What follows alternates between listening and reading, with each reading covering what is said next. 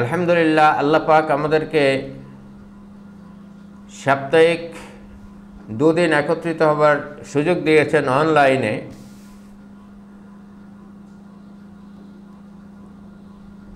আজকে এই সপ্তাহের দ্বিতীয় দিন। গতকাল আমরা আলোচনা করেছি, আজকেও আলোচনা করব।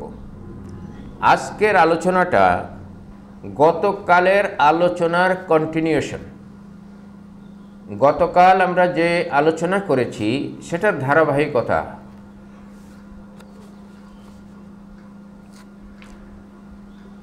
অমুসলিমরা কি কোরআন স্পর্শ করতে পারবে? আর কোরআন মুসলমানদের ধর্মগ্রন্থ, এটা কি স্বতঃসিদ্ধ? কালকে আমরা কিছু আলোচনা করেছি এই বিষয়গুলোতে, আজকে একটু বিস্তারিত আলোচনা করব। আজকের আলোচনায় মূলত 14টি এরকম প্রশ্ন আছে যেই প্রশ্নগুলো আজকের আলোচনার সাথে রিলেটেড, আজকের আলোচনার সাথে জড়িত। আপনাদেরকে আগে প্রশ্নগুলো শোনাই, আপনারা মনে মনে এগুলোর জবাব চিন্তা করতে পারবেন এবং চিন্তা করা ভালো। প্রথম প্রশ্ন, কোরআন কি শুধু ঈমানদার মুসলমানদের জন্য নাজিল হয়েছে নাকি সারা বিশ্বের সকল মানুষের জন্য নাজিল হয়েছে? প্রথম প্রশ্ন। দ্বিতীয় প্রশ্ন, কোরআন মজিদ থেকে অমুসলিমরা কি হেদায়েতের সন্ধান করতে পারবে? 3 নম্বর প্রশ্ন, অমুসলিমরা কি কোরআন পাঠ করতে এবং স্পর্শ করতে পারবে? 4, কোনো কাফির বা মুশরিক গোসল করলে এবং ওযু করলে কি পবিত্র হবে? 5, কোনো মুসলিম বিনা ওযুতে মুখস্থ কোরআন পাঠ করতে পারবে কি? 6,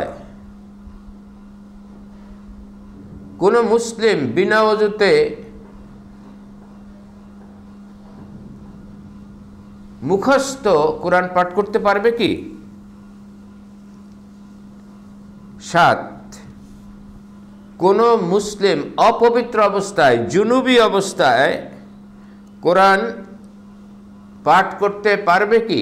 এবং কোনো মহিলা অপবিত্র অবস্থায় মাসিক চলাকালে কোরআন স্পর্শ করতে পারবে কি? 8, আল কোরআনের সূরা ওয়াকিয়ায়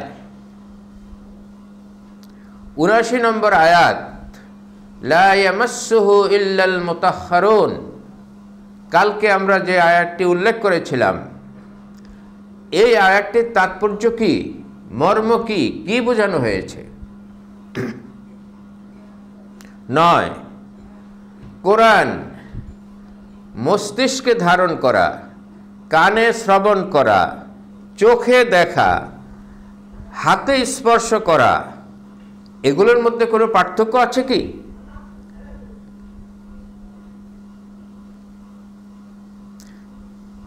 কারণ এগুলো সবই একজন মানুষের শরীরের অঙ্গ প্রত্যঙ্গ। 10, অপবিত্র অবস্থায় কোরআনের এক আয়াত বা এক আয়াতের অংশ পাঠ করা এবং পুরো কোরআন পাঠ করা, এর মধ্যে কোনো পার্থক্য আছে কি?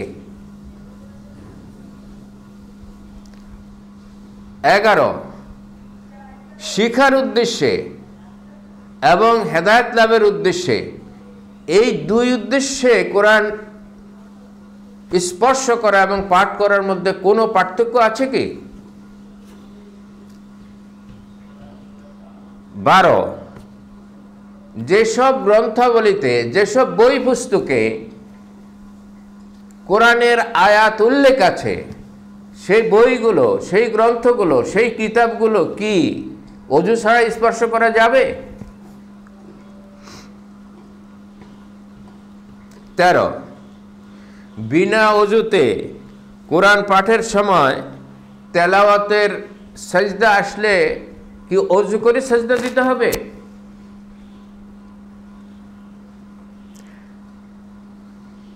14, কোরআনের প্রতি সম্মান প্রদর্শনের সঠিক উপায় কি? আজকের আমাদের বিষয়ের সাথে এই 14টি প্রশ্ন জড়িত আছে। আশা করি আপনারা বক্তব্যের একটা দিক নির্দেশনা পেয়ে গেছেন যে কোন দিকে আমাদের আলোচনা ধাবিত হবে।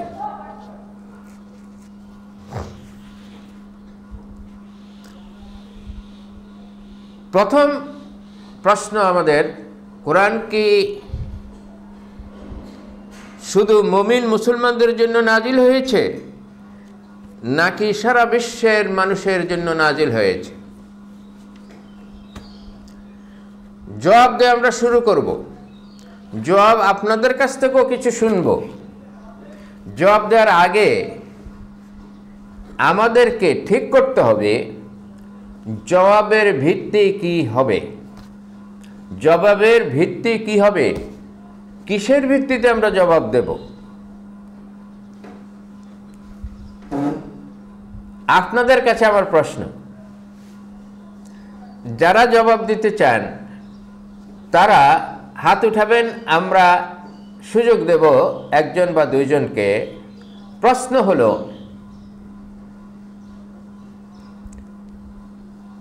দ্বীন ইসলামের যে কোনো হুকুম, যে কোনো বিধান, যে কোনো নির্দেশ, এগুলোর ভিত্তি কি? এগুলোর সোর্স কি হতে হবে? সোর্স কি আপনাদের মতে? যে কে বলবেন? হাত উঠিয়েছেন মুজাম্মেল হক। জি, মুজাম্মেল হক বলেন। জি, তাহলে আপনি দুইটা জিনিস আপনার থেকে গ্রহণ করলাম, কোরআন এবং হাদিস। যে এরপরে হাত তুলেছেন যে আবু সুফিয়ান। ওয়ালাইকুম সালাম। আপনার মতে ইসলামের যে কোনো হুকুম, যে কোনো বিধানের দলিল কি? কোরআন এবং হাদিস। সহিহ হাদিস, হাদিস বললেই সহিহ বুঝাবে। কোনো জয়ীব বা মওজু হাদিস হাদিস নয়। ও নজিবুর রহমান, যে তিনি বলেছেন যে ইসলামের সূত্র কোরআন হাদিস এবং ইজমা কেয়াস হতে পারে। ওকে, ইজমা কেয়াস হলো কোরআন হাদিসে যদি কোনো বিধান না থাকে, এই ক্ষেত্রে ইজমা কেয়াস গ্রহণ করা যায়। তবে কেয়াস মানে ইজতেহাদ। ইজতেহাদ তখনই গ্রহণ করা যাবে যখন ইজতেহাদ কোরআন হাদিসের সাথে সাংঘর্ষিক না হয়, কোরআন হাদিসের স্পিরিটের সাথে সাংঘর্ষিক না হয়, এবং যেই বিধান কোরআন হাদিসে নাই শুধুমাত্র সেই বিধানের ক্ষেত্রে প্রযোজ্য হবে। মাশাআল্লাহ, আপনাদের থেকে মতামত পেলাম। মূলত ইসলামের সোর্স হচ্ছে কোরআন এবং সুন্নাহ। আমরা হাদিস বলবো না, রাসূলের সুন্নাহ। ইসলামের যে কোনো বিধান নির্ণয় করতে হলে আমাদেরকে যেতে হবে কোরআনের কাছে এবং হাদিসের কাছে। হাদিসটা হলো সুন্নাহ। কোরআন হাদিসে যে বিষয়গুলো পাওয়া যাবে না, সেই বিষয়গুলো আমরা নেব সর্বসম্মত কোরআন হাদিসের ভিত্তিতে যারা ইজতিহাদ করেছেন, গবেষণা করেছেন, বিশ্লেষণ করেছেন তাদের বক্তব্য থেকে। তাদের বক্তব্যের মধ্যে মতপার্থক্য থাকলে আমরা তাদের যে কোনো একটি গ্রহণ করব। আর তাদের বক্তব্য যদি কোরআন হাদিসের অনুরূপ হয়, কোরআন হাদিসের স্পিরিটের সাথে কোনো সংঘর্ষ না থাকে, তাহলে আমরা তাদের বক্তব্য গ্রহণ করব। এখন আসেন, কোরআন নাজিল হয়েছে কি শুধু মুসলমানদের জন্য, না সকল মানুষের জন্য? প্রথম প্রশ্ন, আপনাদের যাদের নোট করার সুযোগ আছে আপনারা নোট করবেন। আল্লাহ পাক কি বলেছেন, কোরআন কি বলেছে?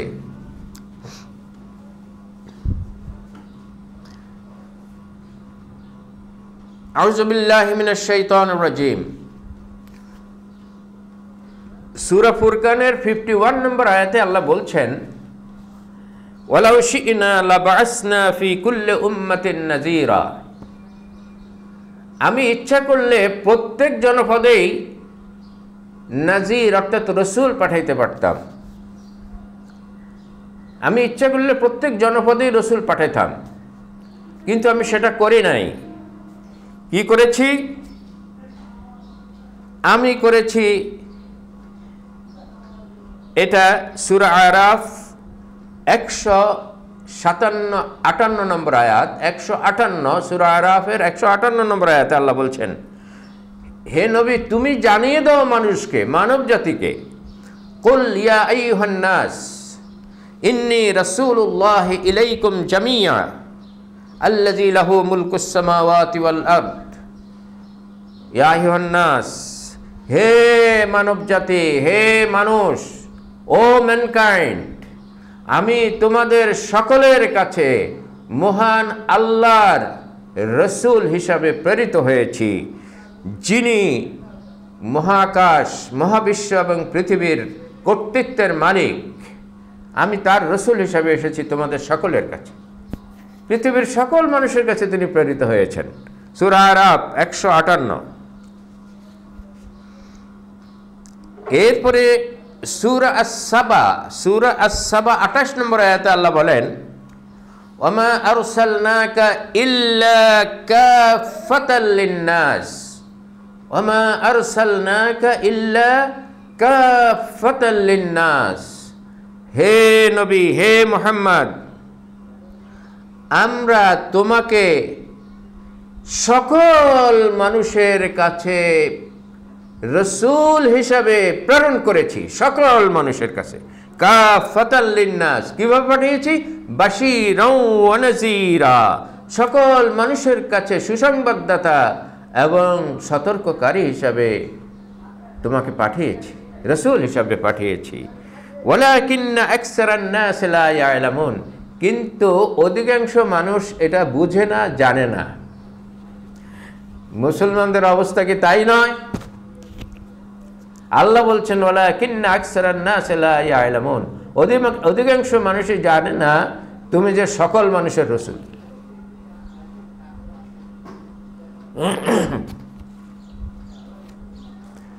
এরপরে আমরা এর আগে আলোচনা করেছি যে সূরা বাকারার 185 নম্বর আয়াত,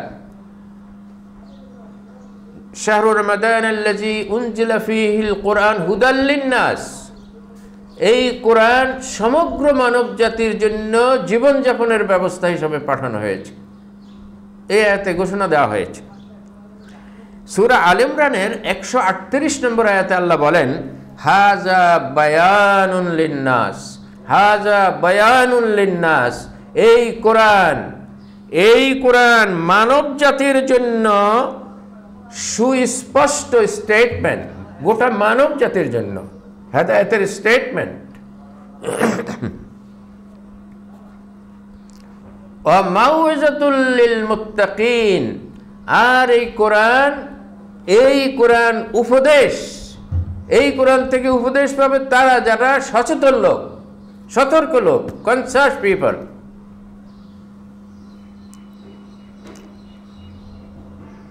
এরপরে সূরা আন-নাহলের 44 নম্বর আয়াতে আল্লাহ বলেন, ওয়া আনজালনা ইলাইকা যিকরা লিতুবাইয়িনা লিন-নাসি মা নুযিলা ইলাইহিম, হে নবী আমরা এই কিতাব, এই জিকির তোমার কাছে নাজিল করেছি যাতে করে তুমি মানুষের কাছে এর আলোকে আমার দ্বীন ব্যাখ্যা দিয়ে বুঝিয়ে দিতে পারো। এখন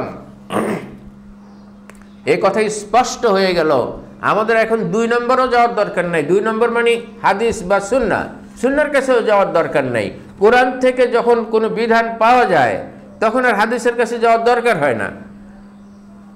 আলহামদুলিল্লাহ, কোরআন থেকে আমরা পেয়ে গেলাম, আয়াতগুলোর রেফারেন্স আপনাদেরকে দিলাম, যে কোরআন আল্লাহ তাআলা গোটা বিশ্ববাসীর জন্য নাজিল করেছেন, কাফাতাল লিন্নাস, গোটা বিশ্ববাসীর কাছে পাঠিয়েছেন।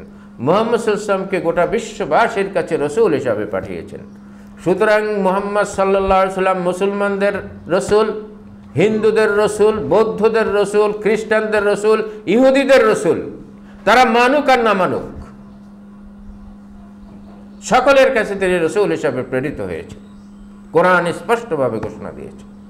এবং আল কোরআন মুসলমানদের গ্রন্থ, মুসলমানদের জীবনযাপনের গ্রন্থ, হিন্দুদের জীবনযাপন গ্রন্থ, বৌদ্ধদের জীবনযাপনের গ্রন্থ, ইহুদি খ্রিস্টানদের জীবনযাপনের গ্রন্থ, জরথুস্ট্রদের জীবনযাপন গ্রন্থ, শিখদের জীবনযাপনের গ্রন্থ, পৃথিবীর সকল মানুষের জীবনযাপনের জন্য আল কোরআন প্রেরিত হয়েছে।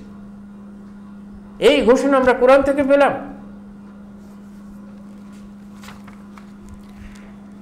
কোরআন আমাদেরকে স্পষ্ট করে দিয়েছে। এখন দ্বিতীয় প্রশ্ন হলো, অমুসলমানরা কি কোরআন পড়তে বুঝতে পারবে এবং কোরআন থেকে হেদায়েতের সন্ধান করতে পারবে? কোরআন থেকে সঠিক হেদায়েত লাভের সন্ধান চেষ্টা করতে পারবে?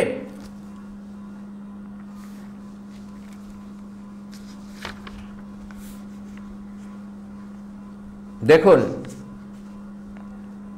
এতক্ষণ আমরা 1 নম্বরে যে আয়াতগুলো পেশ করেছি, 1 নম্বরে যে আয়াতগুলো পেশ করেছি সেগুলো থেকে স্পষ্ট হয়ে যায়। এখন এই প্রশ্নটির, দ্বিতীয় প্রশ্নটির সুস্পষ্ট জবাব কোরআনে রয়েছে। দেখুন, সূরা তাকবীর, এটা আমপারার একটি সূরা, সূরা তাকবীর। সূরা তাকবীরের 27 নম্বর আয়াতে আল্লাহ তাআলা পরিষ্কার করে বলছেন, ইন হুয়া ইল্লা যিকরুল লিল আলামিন, ইন হুয়া ইল্লা যিকরুল লিল আলামিন। এই কোরআন, এই কিতাব, এই গ্রন্থ গোটা মানব জাতির, গোটা বিশ্ববাসীর, গোটা সমস্ত মানব সমাজের উপদেশ গ্রন্থ ছাড়া আর কিছুই নয়। ইন হুয়া ইল্লা যিকরুল লিল আলামিন, 81 নম্বর সূরা 27 নম্বর আয়াত পরিষ্কার করে বলে দেওয়া হয়েছে, ইন হুয়া ইল্লা যিকরুল লিল আলামিন।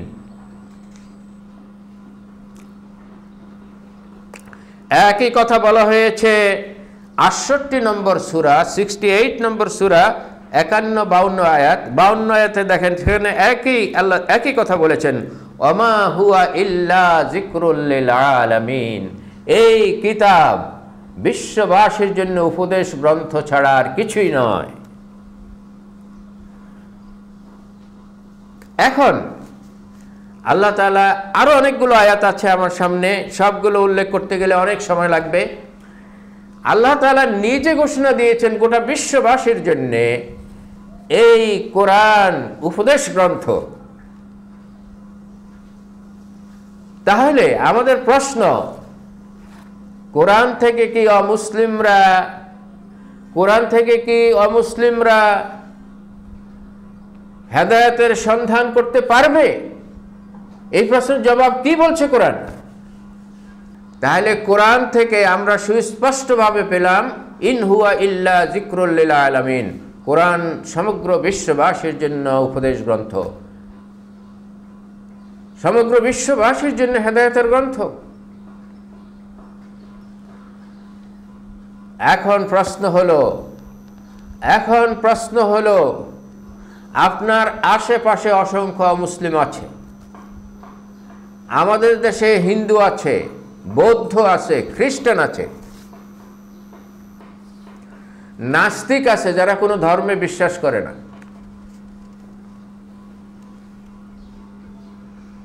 আল্লাহ বলছেন ইন হুয়া ইল্লা যিকরুল লিল আলামিন, গোটা বিশ্ববাসীর জন্য, সমগ্র মানব জাতির জন্য এই কোরআন উপদেশ গ্রন্থ। তাহলে এই কোরআন কি হিন্দুকে পড়তে দেবেন আপনি? এই কোরআন বৌদ্ধদেরকে পড়তে দেবেন? এই কোরআন খ্রিস্টানদেরকে পড়তে দেবেন? এই কোরআন ইহুদিদেরকে পড়তে দেবেন? এই কোরআন নাস্তিকদেরকে পড়তে দেবেন নাকি দেবেন না?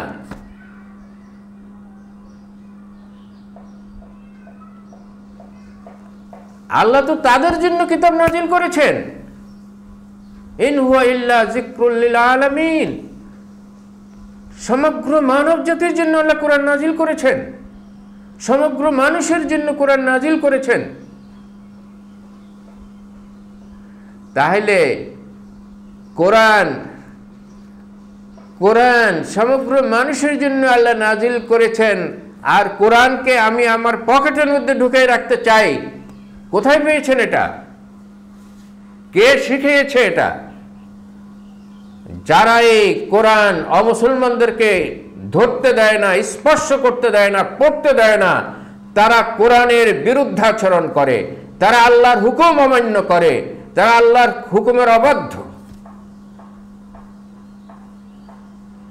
তারা সমাজের কোন ধরনের লোক আপনারা চেনেন তাদেরকে? কোরআন না পড়ার কারণে, কোরআন না জানার কারণে, কোরআন না বুঝার কারণে এতটা বিভ্রান্ত হয়ে গেছে আলেম নামের লোকেরাও।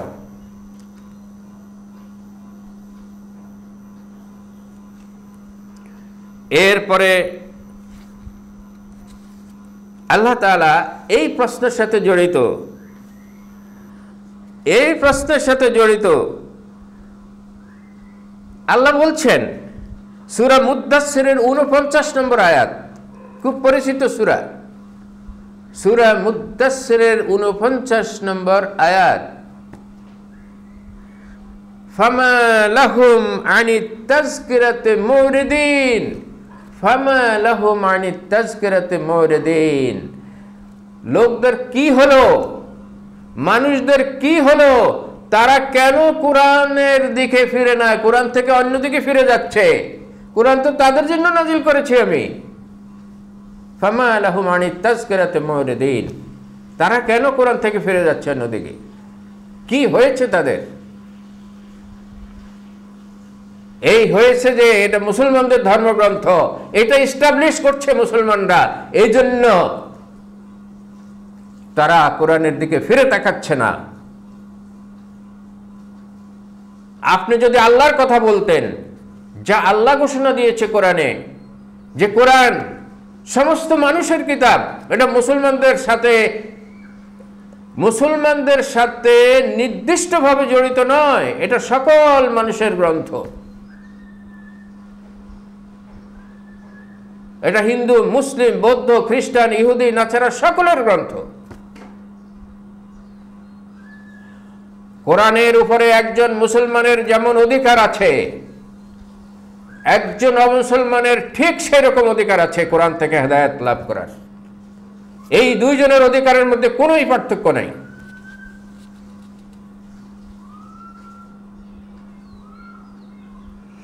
কিন্তু এই অধিকারকে কুক্ষিগত করেছে মুসলিমরা। অমুসলিমদের, বিশ্ববাসীদের অধিকারকে মুসলমান নামধারী যারা সমাজের উপরে ধর্মীয় কর্তৃত্ব পোষণ করে, ধর্মীয় কর্তৃত্বের অধিকারী, এই সমস্ত লোকেরা বিশ্ববাসীর কাছ থেকে কোরআনকে নিজেদের পকেটে ঢুকিয়ে নিয়েছে।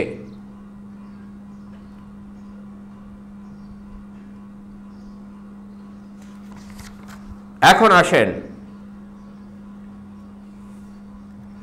৩ নম্বর প্রশ্নের জবাব। এর মধ্যে হয়তো আমাদের মনে এসে গেছে। ৩ নম্বর প্রশ্ন হলো, অমুসলিমরা কি কোরআন পড়তে এবং স্পর্শ করতে পারবে? এখন বলুন, আল্লাহ যাদের জন্য কোরআন নাজিল করেছেন তারা যদি ধরতে, স্পর্শ করতে এবং পড়তে না পারে, তাহলে কি করে কোরআন থেকে হেদায়েত সন্ধান করবে? কি করে তারা কোরআন থেকে উপদেশ লাভ করবে? অথচ আল্লাহ বলছেন, ইন হুয়া ইল্লা যিকরুল লিল আলামিন, গোটা বিশ্ববাসীর জন্য এটা উপদেশ গ্রন্থ।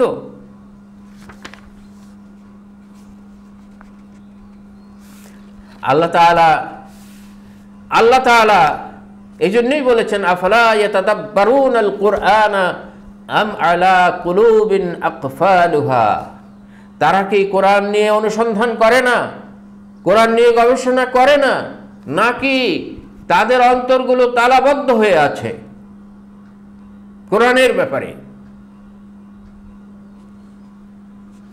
সূরা মুহাম্মদ 24 নম্বর আয়াত। সুতরাং অমুসলমানদের অন্তর যদি তালাবদ্ধ হয়ে থাকে কোরআনের, এটার জন্য মুসলমানরা দায়ী, এবং সেই সব মুসলমানরা দায়ী যাদের অন্তর কোরআনের ব্যাপারে তালাবদ্ধ, যাদের অন্তরে কোরআন ঢুকে নাই।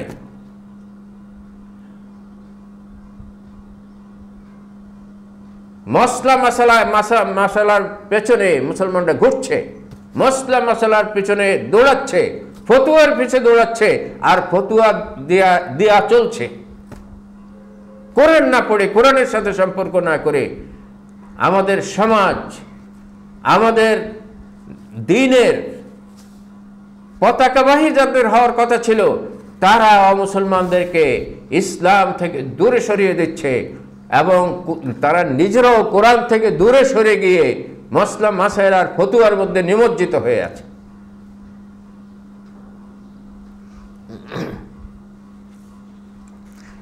কালকে আমরা হযরত ওমরের ঘটনা বলেছিলাম।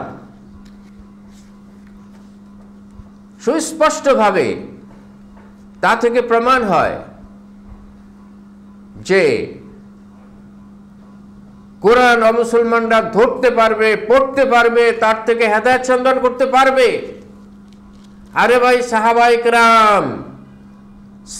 কেরাম তারা আগে ঈমান আনে নাই, তারা আগে কোরআন পড়েছে, তারা আগে কোরআন জেনেছে, তারা আগে কোরআন শুনেছে, কোরআন উপলব্ধি করেছে, কোরআন তাদের হৃদয়ের মধ্যে ঈমান ঢুকিয়েছে, কোরআন তাদের হৃদয়ের মধ্যে ঈমান ঢুকিয়েছে।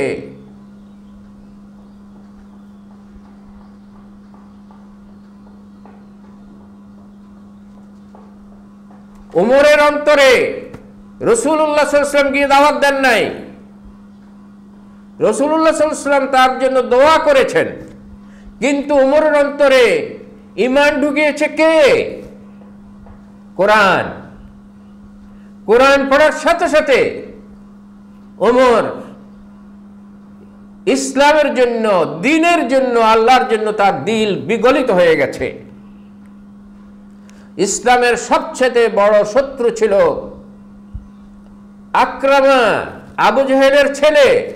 আবু জাহেলের মৃত্যুর পর রাসূলুল্লাহর বিরুদ্ধে যুদ্ধে নেতৃত্ব দিয়েছে আকরামা, কিন্তু মক্কা বিজয়ের সময় তার স্ত্রী তাকে ধরে এনেছে রাসূলের কাছে, এবং আল্লাহর রাসূল সাল্লাল্লাহু আলাইহি ওয়াসাল্লামের কাছে আকরামা কোরআন শুনতে চেয়েছে।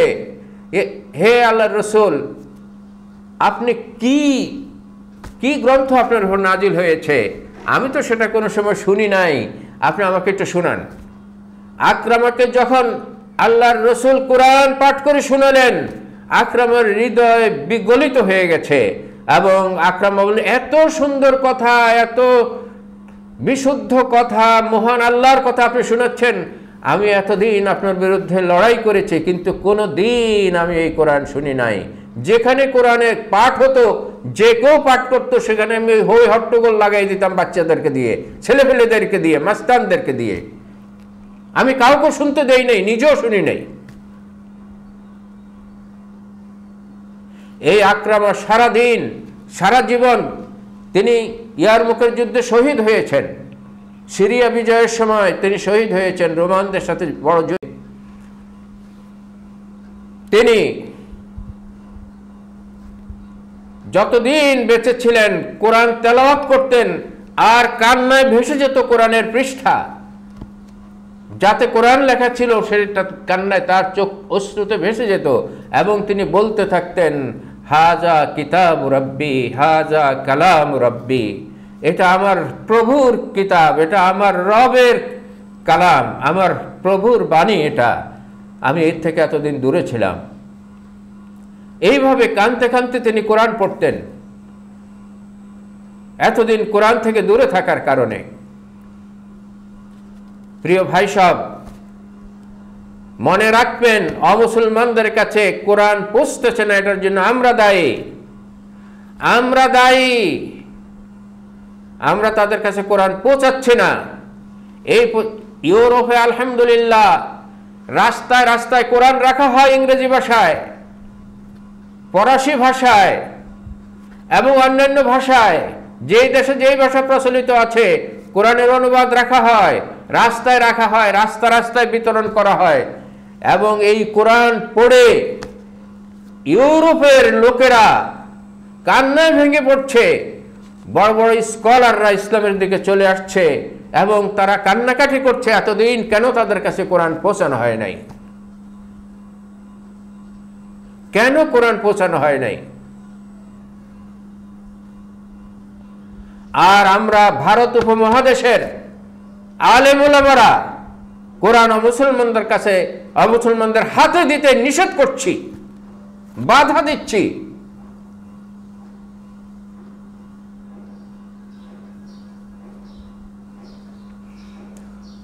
মুসলমানদের উপর আল্লাহর অভিশাপ কি এমনি আসে? আল্লাহর রসুল সাল্লাল্লাহু আলাইহি ওয়াসাল্লাম কিয়ামতের দিন আল্লাহর কাছে তো এই অভিযোগ করবেন, ইয়া রব ইন্না কওমি ইত্তাখাযু হাযাল কুরআনা মাহজুরা, হে প্রভু, হে প্রভু, আমার লোকেরা এই কোরআনকে পরিত্যাগ করে রেখেছিল, তারাই কোরআন থেকে হিজরত করে গিয়েছে, তারা কোরআন থেকে হিজরত করেছে। ইন্না কওমি ইত্তাখাযু হাযাল কুরআনা মাহজুরা।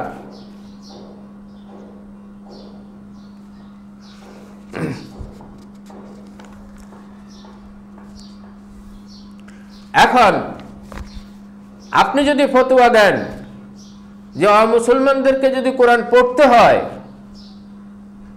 তাহলে তাদেরকে গোসল করতে হবে এবং ওযু করতে হবে, কিন্তু আমার প্রশ্ন হলো, কোন অমুসলমান, কোন মুশরিক, কোন হিন্দু, মুসলমান, বৌদ্ধ, খ্রিস্টান যদি গোসল করে তাহলে কি সে পবিত্র হয়েছে? তাহলে কি সে পবিত্র হবে? আল্লাহ তাআলা কোরআনে আয়াত নাযিল করেছেন সূরা তাওবায়। আল্লাহ বলছেন যে ইন্নামাল মুশরিকুনা নাজাসুন ফালা ইয়াকরাবান্নাল মাসজিদাল হারাম, মুশরিকরা হচ্ছে অপবিত্র, তারা যেন মুশরিক অবস্থায় মসজিদুল হারামের কাছে তওয়াফ করতে, হজ করতে না আসে। কারণ আরবের মুশরিকরা হজ করত, তওয়াফ করত কোরআনের, কিন্তু মক্কা বিজয়ের পর প্রথম হজের সময়ে এটা নিষেধ করে দেওয়া হয়েছে। সূরা তাওবায় এই আয়াত নাযিল হয়েছে যে মুশরিক অবস্থায় তারা এখানে আসতে পারবে না, কারণ তারা অপবিত্র। এবং কোন অপবিত্র ব্যক্তি কাবা জিয়ারত করতে পারবে না, কাবার তওয়াফ করতে পারবে না, হেরেমে ঢুকতে পারবে না। আর মুশরিকরা যতই গোসল করে না কেন, যতই ওযু করুক না কেন, তারা পবিত্র না। তারা তো গোসল করেই কাবা তওয়াফ করত, কিন্তু অপবিত্র। কিসের অপবিত্র? শিরকের অপবিত্র। এই শিরকের অপবিত্রতা নিয়ে তাওয়াফ করতে, আল্লাহর ঘরে যেতে, হজ করতে, তাওয়াফ করতে, উমরা করতে আল্লাহ পাক নিষেধ করে দিয়েছেন কোরআনে। আজকে মুসলমানদের মধ্যে হিসাব করলে দেখা যায় 50% বেশি শিরকে নিমজ্জিত, অথচ হজ করতেছে প্রত্যেক বছর। আর আল্লাহ নিষেধ করছেন ইন্নামাল মুশরিকুনা নাজাস। দেখুন, এমনকি প্রত্যেক বছর হজ করা হয়, অথচ অন্তরে শিরক। যার অন্তরে শিরক আছে সে অপবিত্র। যাই হোক, এটা প্রসঙ্গক্রমে বললাম। এখন আসেন, একজন মুশরিক,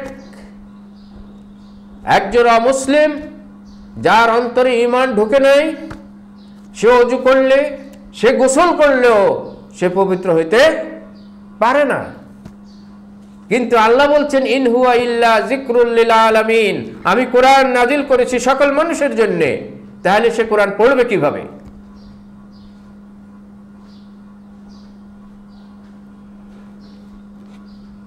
সে কোরআন পড়বে কিভাবে? আমাদের কাছে গতকাল কেউ কেউ বলেছেন, হাদিস উল্লেখ করে বলেছেন যে সূরা ওয়াকিয়ার ৭৯ নম্বর আয়াত, লা ইয়ামাসসুহু ইল্লাল মুতাহহারুন, এই আয়াতের অপব্যাখ্যা করে এই আয়াতকে তার কন্টেন্ট থেকে সরিয়ে এনে কদর্থ করে বলা হচ্ছে যে ওযু ছাড়া কোরআন স্পর্শ করা যাবে না। এই সমস্ত মূর্খের দল কোরআন স্পর্শ করে। কোরআনে আল্লাহ বলছেন যে আল্লাহর কাছ থেকে এই কোরআন, এই কিতাব অপবিত্র শয়তানরা নিয়ে আসে না, নিয়ে আসে পবিত্র ফেরেশতারা। সকল তাফসিরে এই অর্থ করা হয়েছে। আর আপনি মন গড়া ফতোয়া দিচ্ছেন যে ওযু ছাড়া কোরআন স্পর্শ করা যাবে না এই আয়াতের ভিত্তিতে। নাউজুবিল্লাহ।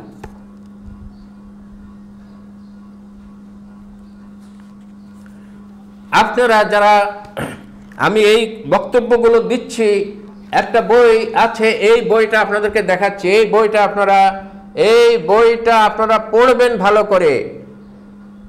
কোরআন পড়বেন কেন, কিভাবে, কোরআন পড়বেন কেন, কিভাবে, এই বইতে বিস্তারিতভাবে এই বিষয়গুলো আলোচনা করা হয়েছে, বিস্তারিতভাবে আলোচনা করা হয়েছে। আমরা আগামীকালের মধ্যে এই বইটা বাংলাদেশ কোরআন শিক্ষা সোসাইটির ফেসবুক পেজে এবং আমার ফেসবুক আইডিতে এটা পিডিএফ দিয়ে দেব। যারা অনলাইনে পড়তে চান পড়তে পারবেন কালকে থেকে, আশা করি ইনশাআল্লাহ। তাহলে এখন আসেন, এই ব্যাপারে কিছু হাদিস আছে অপবিত্র অবস্থায় কোরআন পড়া না পড়ার ব্যাপারে।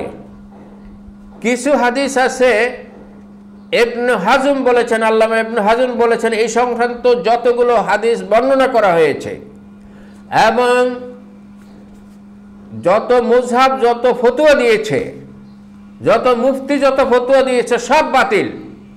কারণ কোরআন এবং হাদিস, সহিহ হাদিস, কোথাও বিনা ওযুতে কোরআন স্পর্শ করা যাবে না, পড়া যাবে না, এমন কোনো বিধিনিষেধ নাই।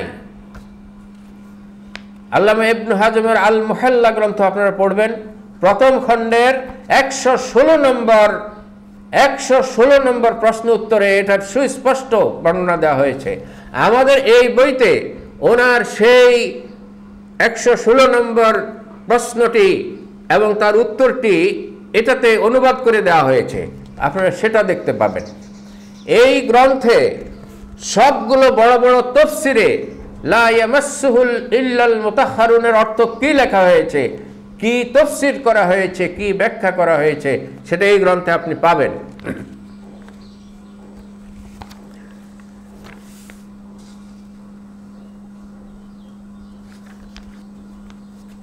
একটা হাদিস আছে আবু দাউদ এবং তিরমিজিতে। আবু দাউদ এবং তিরমিজিতে একটা হাদিস আছে, এই হাদিসটা নিয়ে অনেক বিতর্ক তারা করে। এই হাদিস এই হাদিসটার অংশ হলো, মূল অংশ হলো লা তাকরাইল হায়েজা ওয়ালাল জুনুবা শাইয়্যাম মিনাল কুরআন। ঋতুবতী এবং নাপাক ব্যক্তি কোরআনের কোনো অংশ পড়তে পারবে না, এটা হলো হাদিসটির অর্থ। লা তাকরাইল হায়েজা ওয়াল জুনুবা শাইয়্যাম মিনাল কুরআন। এটা তিরমিজি এবং আবু দাউদে হাদিস আছে। এই হাদিস সম্পর্কে, এই হাদিসটা তিরমিজিতে উল্লেখ আছে। তিরমিজিতে উল্লেখ করার পর ইমাম তিরমিজি নিজে বলছেন লা নারিফুহু ইল্লা মিন হাদিসে ইসমাইল ইবনে আইয়াশ আন মুসা ইবনে উকবা আন নাফি আন ইবনে উমর আনিন নবী সাল্লাল্লাহু আলাইহি ওয়াসাল্লাম সামাইতু মুহাম্মদ ইবনে ইসমাইল ইয়াকুলু ইন্না ইসমাইল ইবনে আইয়াশ ইয়ারবি আন আহলিল হিজাজ ওয়া আহলিল ইরাক আহাদিসা মানাকিরা কান্নাহু দাআফা রাওয়ায়াতাহু আনহুম ফিহা ইয়াতাফাররাদু বিহি। এই হাদিসের যে সূত্র, এই সূত্রে ইসমাইল ইবনে আইয়াশ নামে এক ব্যক্তি আছে। ইমাম বুখারী, মুহাম্মদ ইবনে ইসমাইল ইমাম বুখারী এই ইসমাইল ইবনে আইয়াশ সম্পর্কে মন্তব্য করেছেন যে এই লোক ইরাক এবং হিজাজের লোকদের, হিজাজ হলো বর্তমান সৌদি আরবের অঞ্চল, ইরাক এবং হিজাজের লোকদের, মক্কা মদিনার লোকদের পক্ষ থেকে যেসব হাদিস বর্ণনা করেছে এগুলো সব বানানো হাদিস। যেই হাদিস অন্য কোনো সূত্রে যদি, সেই হাদিস যদি অন্য কোনো সূত্রে সহি প্রমাণিত না হয়, শুধু এই ব্যক্তির সূত্রে যে হাদিসগুলো এসেছে এগুলো অগ্রহণযোগ্য। ইমাম বুখারীর মন্তব্য, এই মন্তব্য উল্লেখ করেছেন ইমাম তিরমিজি এই হাদিসটি উল্লেখ করার পর।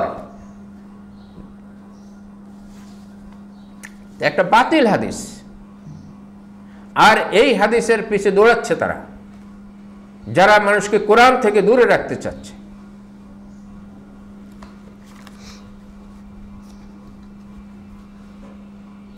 এখন আসেন, এই সংক্রান্ত অনেকগুলো প্রশ্ন এখানে ছিল, যে কোনো মুসলমান বিনা ওযুতে স্পর্শ করতে পারবে কিনা, মাসিক চলাকালে মহিলারা স্পর্শ করতে পারবে কিনা, পড়তে পারবে কিনা, এগুলো সবই পজিটিভ, সবাই পারবে। কারণ এই সম্পর্কে কোনো নেগেটিভ হাদিস, প্রমাণিত হাদিস নেই এবং কোরআনে কোনো নিষেধাজ্ঞা নাই। সুতরাং সকল সময় সর্বাবস্থায় যে কেউ কোরআন ধরতে, পড়তে, কোরআন থেকে হেদায়েত গ্রহণ করার জন্য অনুসন্ধান করতে, গবেষণা করতে কোনো ধরনের কোনো বাধা কোরআন এবং হাদিসে নেই। যত বাধা বিপত্তি আছে সেগুলো মুফতিদের ফতোয়ার মধ্যে। সুতরাং আল্লাহর ইসলাম, কোরআনের ইসলাম, হাদিসের ইসলাম আর মুফতিদের ইসলামের মধ্যে আকাশ আর পাতাল পার্থক্য রয়েছে। আল্লাহর ইসলাম, রসুলের ইসলাম সহজ ইসলাম। আল্লাহ পাক পরিষ্কার বলেছেন কোরআনে, আল বাকারার 185 নম্বর আয়াত, ইউরিদুল্লাহু বিকুমুল ইউসরা, আল্লাহ তাআলা তোমাদের জন্য তার দ্বীনকে, তার বিধানকে সহজ করে দিয়েছেন, সহজ করতে চান তিনি। ওয়ালা ইউরিদু বিকুমুল উসরা, তিনি তার দ্বীনকে কঠিন করে তিনি পেশ করেন নাই, কঠিন দ্বীন তিনি তোমাদের জন্য দেন নাই। অথচ মুফতিরা, আমরা আলেমরা ইসলামকে কঠিন করে মানুষের সামনে ভয়াবহ করে পেশ করছি। ইসলাম পালন করা অসাধ্য এমনভাবে ইসলামকে আমরা পেশ করছি।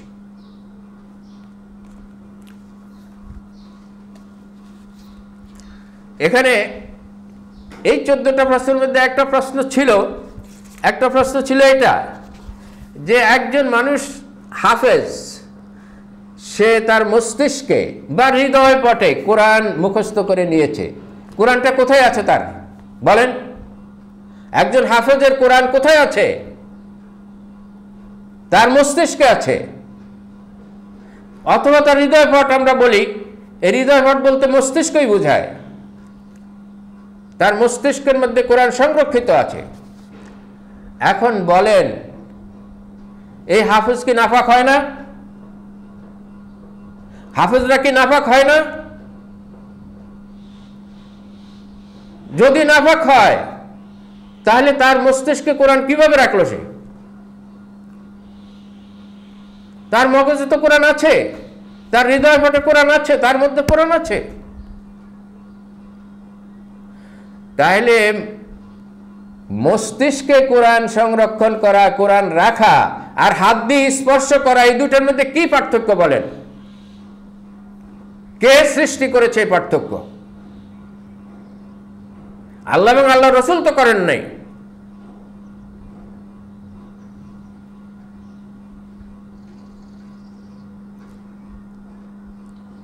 সুতরাং একজন মানুষের হাত যেমন একটি অঙ্গ, তার মস্তিষ্ক একটি অঙ্গ, তার অন্তর একটি অঙ্গ, তার চোখ একটি অঙ্গ, তার কান একটি অঙ্গ, তার জিহ্বা একটি অঙ্গ। সুতরাং সে কোরআন হাতে স্পর্শ করুক, মস্তিষ্কে সংরক্ষণ করুক, চোখে দেখুক, কানে শুনুক, জিহ্বায় উচ্চারণ করুক, এর মধ্যে কোনোই পার্থক্য নেই, কারণ এগুলো সবই একই ব্যক্তির অঙ্গ।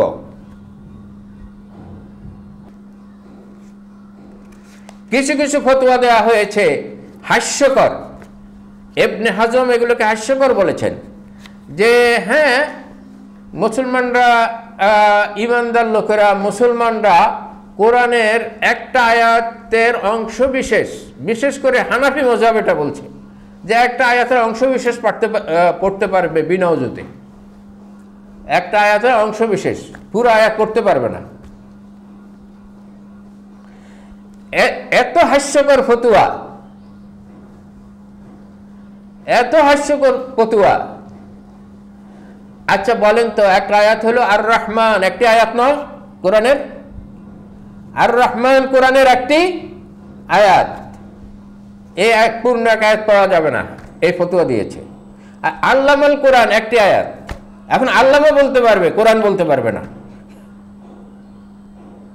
এইসব মন গড়া ফতুয়া দিয়ে ইসলামের মধ্যে এমন, ইসলামের ভিতরে ঢুকার ব্যাপারে এমন দেওয়াল, এমন ওয়াল তৈরি করা হয়েছে যাতে মানুষ কোরআনের মধ্যে আসতে না পারে, কোরআনের ভিতরে ঢুকতে না পারে। কিছু কিছু ফতোয়া দেওয়া হয়েছে যে যে মাদ্রাসার ছাত্ররা বিনা ওযুতে কোরআন তাফসীর ধরতে পারবে, কিন্তু যারা এমনি তেলাওয়াত করবে তারা ধরতে পারবে না। কারণ মাদ্রাসার ছাত্ররা শিখার জন্য কোরআন পড়তেছে, তাফসীর পড়তেছে, শিখার জন্য তাফসীর ধরতে পারবে, কিন্তু হেদায়েত লাভ করার জন্য যারা পড়বে তারা ধরতে পারবে না। হাস্যকর কথা, কোথায় পেয়েছে এগুলি? এইসব মন গড়া কথা দিয়ে কোরআন থেকে দূরে রাখা হচ্ছে।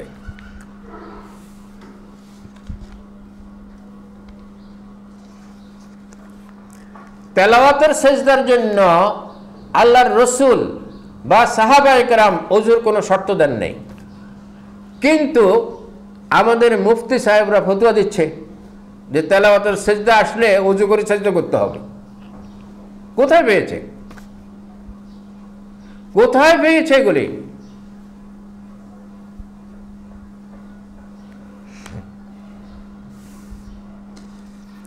এখন আমাদের শেষ কথা, কোরআনের প্রতি সম্মান প্রদর্শনের সঠিক উপায় কি?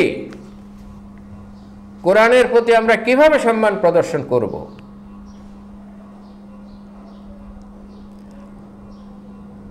কোরআনে আজকে যে আয়াত আমি বললাম, ইন হুয়া ইল্লা যিকরুল লিল আলামিন, কোরআনে একাধিক জায়গায় এই আয়াত অংশ আছে, ইন হুয়া ইল্লা যিকরুল লিল আলামিন, সমগ্র বিশ্ববাসীর জন্য কোরআন উপদেশের গ্রন্থ। সুতরাং কোরআনকে উপদেশের গ্রন্থ হিসেবে যারা গ্রহণ করেছে, আল্লাহর যেসব বান্দারা, তারাই কোরআনের সঠিক মর্যাদা দান করেছে। উপদেশের গ্রন্থ হিসাবে গ্রহণ করার পর তার উপরে দায়িত্ব বর্তায় যে তিনি কোরআন রেগুলার তেলাওয়াত করবেন। কোরআনের প্রতি সম্মান প্রদর্শনের এটাই উপায়, রেগুলার কোরআন তেলাওয়াত করবেন। রেগুলার কোরআন বুঝার জন্য, কোরআনে আল্লাহ আমার প্রভু আমাকে কি আদেশ দিয়েছেন, কি নিষেধ করেছেন, কি উপদেশ দিয়েছেন তা জানার জন্য আমি প্রতিদিন কোরআনের কিছু অংশ পাঠ করব। আমার নিজের ভাষায় কোরআনের অনুবাদ হোক, তাফসীর হোক, আমি সেটা পাঠ করব। আমি প্রতিদিন কোরআনের কিছু অংশ পাঠ করব, আমার ভাষায় আমি বুঝব। আপনি প্রতিদিন দেখেন, হুমায়ুন আহমেদের একটা বই এক রাত্রেই পড়ে ফেলে, মানিক বন্দ্যোপাধ্যায়ের বিরাট উপন্যাস এক রাত্রে পড়ে শেষ। বাংলা কোরআন বা কোরআন বাংলায় অনুবাদটা শুধু পড়তে আমরা এক রাত বলবো না, আপনি 30 দিনে শেষ করেন। যাদের পক্ষে সম্ভব, আল্লাহ রসুল বলেছেন 7 দিনে শেষ করো। সাহাবীরা 3 দিনে শেষ করার জন্য আল্লাহ রসুল সর্বশেষ সীমা দিয়েছেন, কিন্তু সাহাবীরা প্রত্যেক রাত্রে কোরআন তেলাওয়াত করে শেষ করতেন। হযরত আব্দুল্লাহ ইবনে আমর প্রতি রাত্রে কোরআন খতম করতেন। হযরত উসমান প্রতি রাত্রে কোরআন শেষ করতেন।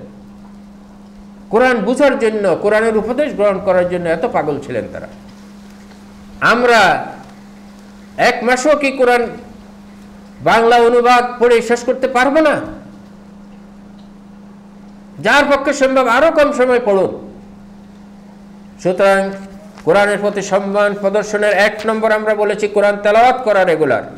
2 নম্বর হলো কোরআন বুঝার জন্য মাতৃভাষায় কোরআনের অনুবাদ পড়া, আর যাদের পক্ষে সম্ভব অনুবাদ পড়ার পর তারা তাফসীরও পড়বে। আধুনিক কালে লিখিত অনেক তাফসীর আছে, আপনি 1টা 2টা তাফসীর বেছে নেবেন, সেগুলো পড়বেন। 3 নম্বর হলো আপনি কোরআনের উপর আমল করবেন। আমি কোরআনের উপর আমল করব, এই সিদ্ধান্ত নিতে হবে। 1 নম্বর কোরআন তেলাওয়াত করা রেগুলার। 2 নম্বর রেগুলার কোরআনের কিছু অংশ বুঝার জন্য অনুবাদ তাফসীর পাঠ করা। 3 নম্বর হলো আমি কোরআনের যতটুকু বুঝতে পারলাম, কতটুকু জানতে পারলাম, আল্লাহর হুকুম, আল্লাহর আদেশ, আল্লাহর নিষেধ, আল্লাহর উপদেশ, এবং আল্লাহ যা আমাদের শিক্ষা দিতে চেয়েছেন সেগুলো আমি যা জানতে পারলাম সেটা আমার জীবনে বাস্তবায়ন করব, তার আলোকে আমার জীবনকে আলোকিত করব। 3 নম্বর। 4 নম্বর হলো আপনি কোরআন যতটুকু বুঝেছেন, যতটুকু জেনেছেন সেটা অন্যদেরকে শিখান। আপনার বাচ্চাদেরকে শিখান, ছেলে মেয়েদেরকে শিখান, প্রতিবেশীদেরকে শিখান। আপনি কোরআনের দর্স পেশ করেন কোথাও,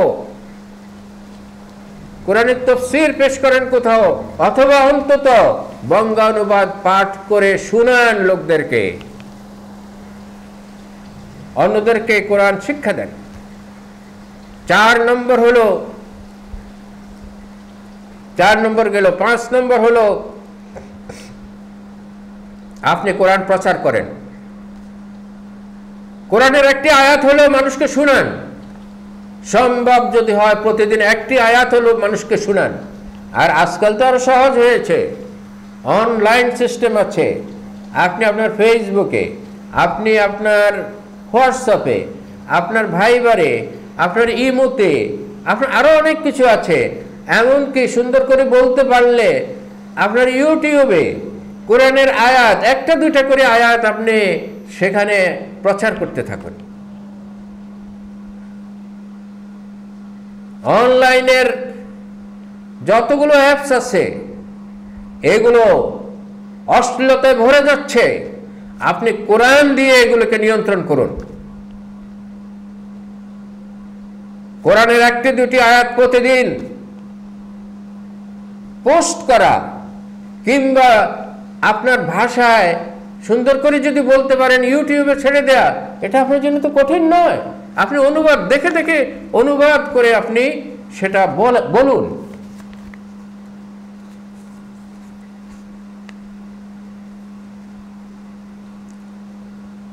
এই কয়টি আমাদের উপরে কোরআনের সবচেয়ে বড় কর্তব্য। এই কর্তব্যগুলো যিনি পালন করবেন তিনি এই কোরআনের প্রতি সম্মান প্রদর্শন করলেন। আর যিনি অজু না থাকার কারণে কোরআন স্পর্শ করছেন না, তিনি কোরআনের প্রতি অবমাননা করছেন, কোরআনকে অবমাননা করছেন, কোরআন থেকে নিজেকে দূরে রাখছেন, মানুষকে দূরে রাখছেন। আল্লাহ পাক আমাদেরকে কোরআনের প্রতি যথাযথ সম্মান প্রদর্শন করার তৌফিক দান করুন। এবং সেই সম্মান প্রদর্শনের একটি বড় কাজ হবে অমুসলিমদের কাছে আপনি কোরআন পৌঁছান। শুধু বাংলা অনুবাদ পৌঁছান, আপনি শুধু বাংলা অনুবাদ কোরআন এই রমজানে কিংবা রমজানের পরে আপনার পরিচিত, আপনার অফিসের, আপনার প্রতিবেশীদের, আপনি 5 জন মুসলিমের কাছে 5টি কোরআন পৌঁছান, অন্তত একটি পৌঁছান। এই সিদ্ধান্ত আজকেই নেন যে অমুসলিমদের কাছে আমি কোরআন পৌঁছাবো, বাংলা অনুবাদ কোরআন পৌঁছাবো। আল্লাহ পাক আমাদেরকে তা আমল করার তৌফিক দান করুন। আমিন। আসসালামু আলাইকুম ওয়া রাহমাতুল্লাহি ওয়া বারাকাতুহু।